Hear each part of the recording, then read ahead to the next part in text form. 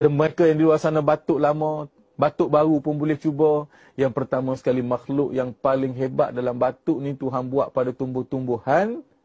Tuan-tuan pun kenal benda ni. Namanya bunga cengkeh. Bunga cengkeh. Semua orang kenal bunga cengkeh. Beli bunga cengkeh tu 40 kuntum. Bukanlah 40 kuntum satu baldi bunga cengkeh. Dia sikit je buah tapak tangan kita ni. Letak dalam bekas.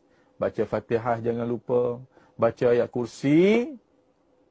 Baca satu ayat dalam Al-Quranul Karim. Yang mana batuk ni daripada dada, daripada paru-paru kita, esophagus dan sebagainya.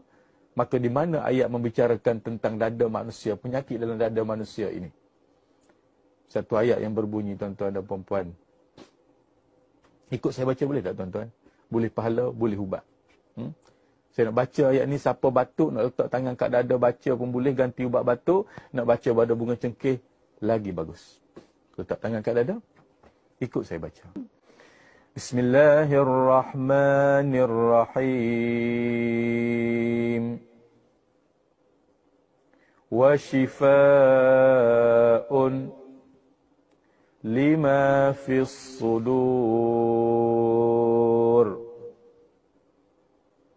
Ya Allah, ya Tuhanku, sembuhkanlah penyakit yang ada di dalam dadaku.